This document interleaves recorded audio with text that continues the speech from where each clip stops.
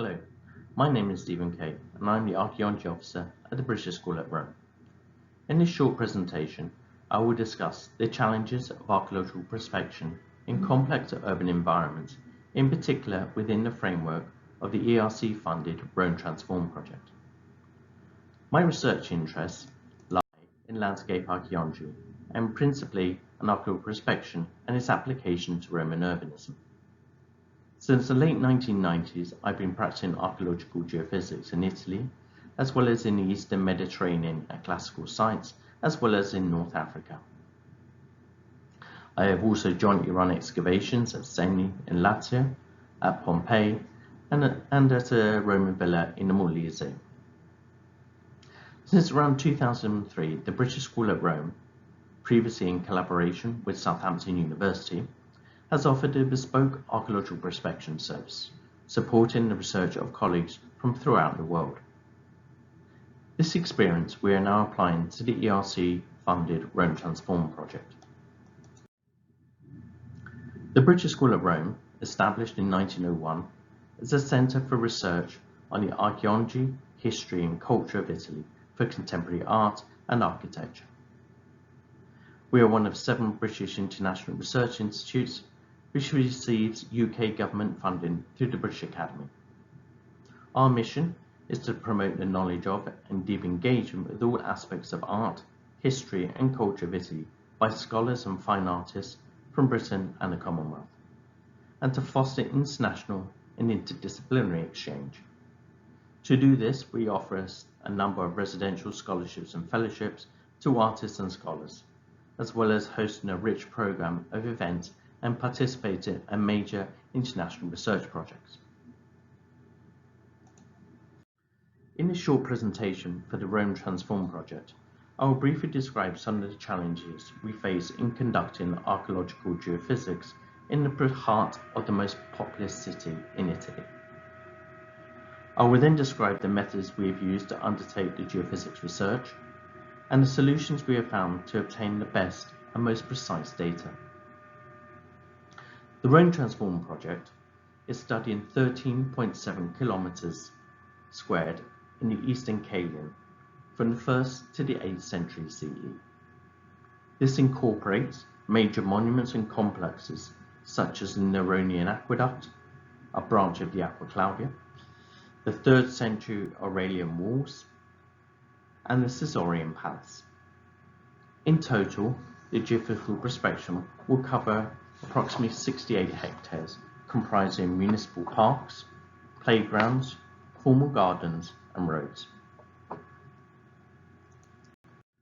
The first challenge we face is the depth of archaeology and the topographical changes that have taken place across the study area. Taking the Basilica of San Giovanni Laterano at the western end of our study area as an example, here we have over 9 meters of archaeological stratigraphy beneath the current cathedral. This ranges from the earliest Republican houses through to the Castronova of Septimus Severus and the Constantine Basilica. This depth of archaeology is also seen elsewhere in the Eastern Caelian, including alongside the Aurelian walls and in the areas of the tombs on Via Statilia and at Santa Croce in Jerusalem. Furthermore, there have been significant topographical changes across the Caelian as the modern city has developed. This has removed hills such as Monte Cipollaro at the eastern end of Via Carla Felicia.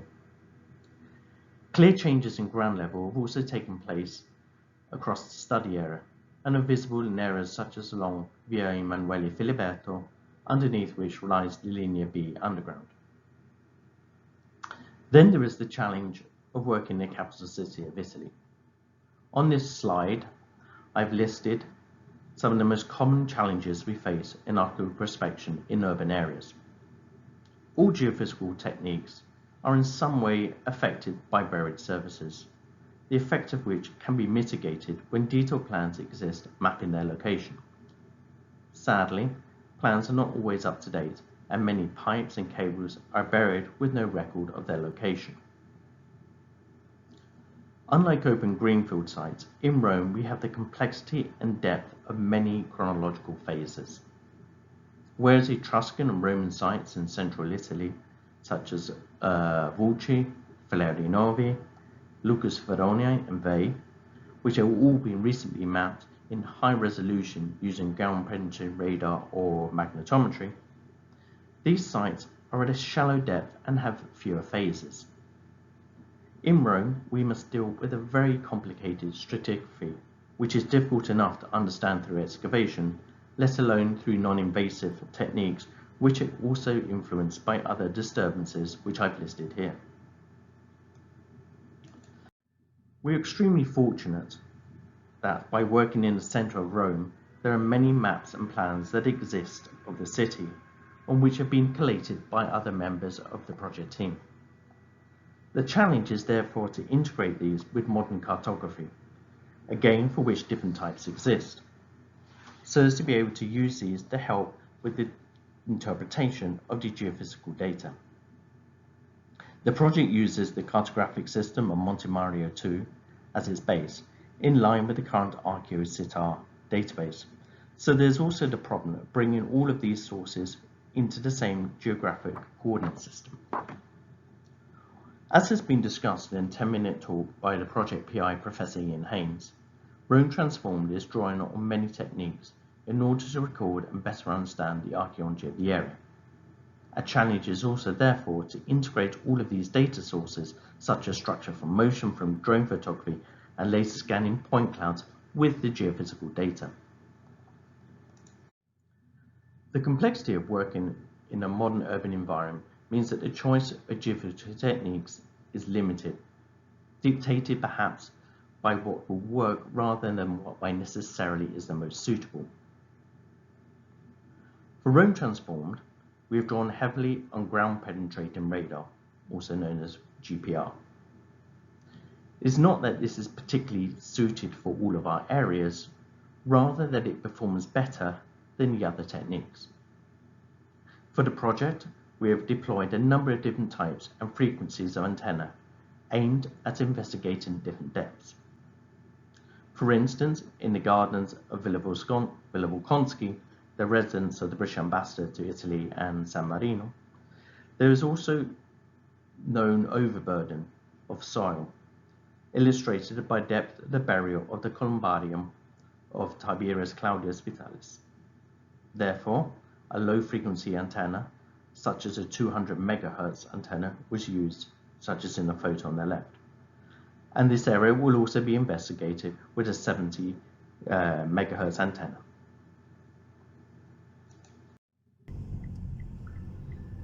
Elsewhere within the study area, where the depth of features is known to be slightly shallower, a 400 MHz antenna has been used, as seen on the center in this slide. This allows us to increase the resolution in the upper meters. The majority of the geophysics study area comprises of roads, which is our biggest window into the subsurface of Rome. To map these areas, we have used the stream-up system of IDS, operated via Geostudiastia. This is a multi-channel, multi-frequency GPR system, seen in the center in the video, which is ideal for the use in urban environments and on busy roads. The second technique in which we have drawn to investigate this deep and complex stratigraphy is electrical resistivity tomography. The technique has been used to target areas where there is a known deep stratigraphy, such as alongside the Aurelian walls and in the gardens of the Scala Santa. Elsewhere, such as in front of the Basilica of San Giovanni in Laterano, we have also used ERT to support and enhance the results of the GPR surveys, an important addition in areas where we have significant attenuation of the GPR signal. The pseudo sections that are recorded by the ERT are also interpreted into depth slices, allowing us to assess the deeply buried high and low resistant features. So what are the solutions we have found to assist in interpreting geophysics in such complex environments? Firstly, it is vital to use the previously mentioned three-dimensional techniques such as GPR and ERT, where anomalies can be recorded in X, Y, and Z. These techniques allow a potentially high degree of resolution while investigating deep stratigraphy. Ideally, where possible, these techniques should be used together, therefore providing a complementary data set. And such will assist in their interpretation. Dedicated software, such as GPR Slice or Earth Volumetric Studio, will allow these to be viewed and analysed together, maximising the information. Secondly, it is important that data is collected with precise topographic measurements, used in either GPS or robotic total stations.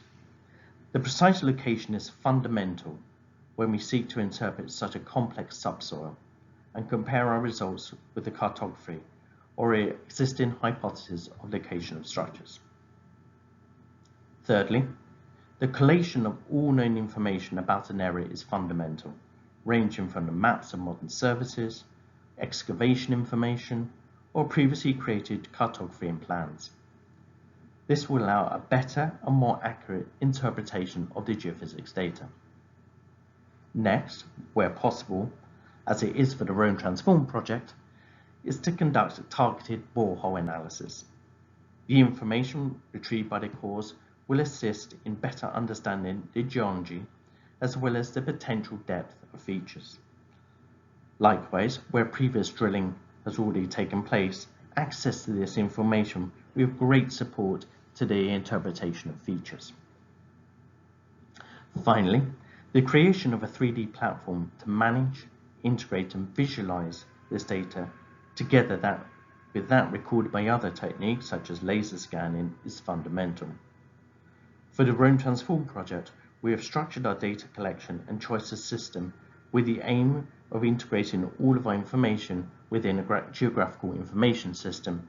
In this case, we are using ArcGIS GIS Pro.